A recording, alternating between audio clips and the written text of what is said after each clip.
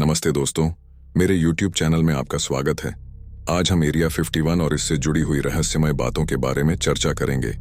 ये वीडियो और सभी वीडियो से अलग होने वाली हैं दोस्तों, इसे पूरा अंत तक जरूर देखें।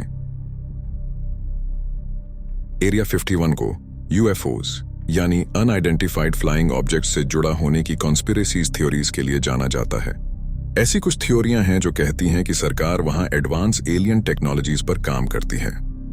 हमें नहीं पता दोस्तों, यह बात कितनी सच्ची और कितनी झूठी है, लेकिन चलिए हम पता लगाते हैं। उससे पहले आप सभी से यही गुजारिश है कि आप सभी यह वीडियो को लाइक करें और चैनल को सब्सक्राइब करें, ताकि हम आगे भी आपके लिए ऐसी वीडियो लाते रहें। एरिया 51 एक गुप्त US एयर फोर्स सैन्य हवाई अड्डा है जो दक्षिणी नेवाड़ा के बेजान रेगिस्तान में स्थित है, जो एक ग्रूम झील के पास है। एरिया 51 की सभी कॉन्स्पिरेसीज थ्योरीज 1950 से शुरू होती हैं। जून 14, 1947 मैक ब्राजेल और उनके बेटे वर्नन खेतों में नॉर्थ वेस्ट रोजवेल के 80 मील दूर ड्राइव कर रहे थे।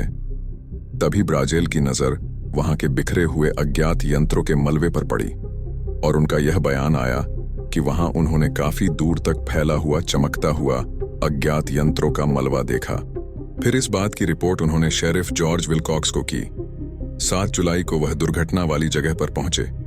फिर उन्होंने इस केस को जांचना आरंभ किया और उन्होंने कर्नल बच ब्लैंचर्ड को, जो कि रोजवेल आर्मी एयरफील्ड के कमांडर थे, उन्हें इस केस को हैंडओवर कर दिया।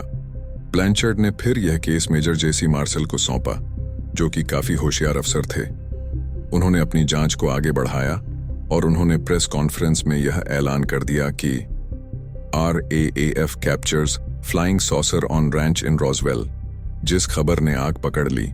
1947 में रोजवेल, न्यू मैक्सिको के रोजवेल डेली रिकॉर्ड अखबार में UFO के दुर्घटना संबंधित एक खबर छापी।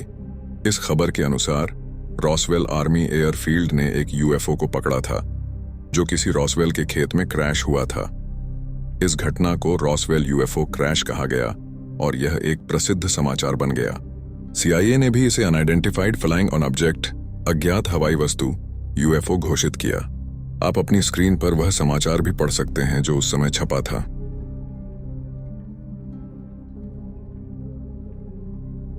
अब कुछ थ्योरीज यह भी कहती हैं कि एरिया 51 में रोजवेल UFO क्रैश से बरामद एडवांस एलियन टेक्नोलॉजीज का इस्तेमाल किया जाता है। क्या इन सभी बातों में सच्चाई है?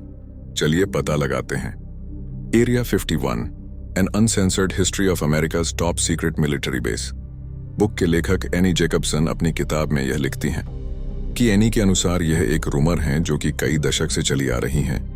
CIA के पास गलत जानकारी पहुंची, जिसकी वजह से यह रूमर और ज्यादा बढ़ गई। उदाहरण के लिए 1950s में जब U-2 स्पाई प्लेन को हवा में देखा गया तो कई लोगों ने कहा कि यह विमान इतना ऊंचा उड़ रहे हैं जो कि और विमानों के लिए संभव ही नहीं है। कोई भी विमान इतना ऊंचा नहीं उड़ सकता, तो इससे लोगों ने रूमर्स फैला दी कि उन्होंने UFO देखा है। CIA ने उस उड़ते विमान को अनआइडेंटिफाइड फ्लाइंग ऑब्जेक्ट घोषित कर दिया, क्योंकि उस समय CIA के पास उस विमान के बारे में उतनी जानकारी नहीं थी। इन सब बातों की वजह से यह रूमर्स और ज्यादा बढ़ गई और इसके आसपास और ज्यादा कहानियां भी बनने लगी। ऐसा भी कहा जाता है कि सरकार ने रोजवेल घटना को जानकर UFO घोषित किया, क्योंकि USA चाहता था कि रूस को पता न चले कि USA रूस की जासूसी कर रहा था। जो क्रैश का मलबा मिला वह U-2 स्पाई प्लेन का था। तो यह भी एक कारण हो सकता है कि USA ने इसे UFO घोषित कर दिया, क्योंकि यह मामला बहुत ही नाजुक था और वर्ल्ड वॉर 2 चल रहा था। कहा यह भी जाता है कि इस दुर्घटना से भी पहले कई लोगों ने UFO देखा और एलियंस को भी देखा।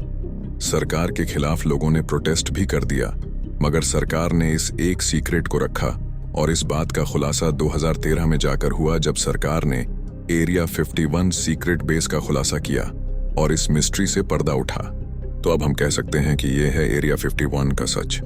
आपके लिए क्या सच है दोस्तों, और आपको क्या लगता है दोस्तों, हमें कमेंट करके बताएं। अगर इसके बारे में और विस्तार से जाना चाहें तो आप कमेंट में एरिया 51 लिख सकते हैं और हम अगले वीडियो को विस्तार से बनाएंगे। जब तक के लिए हम मिलते हैं अगले वीडियो में। Thank for watching.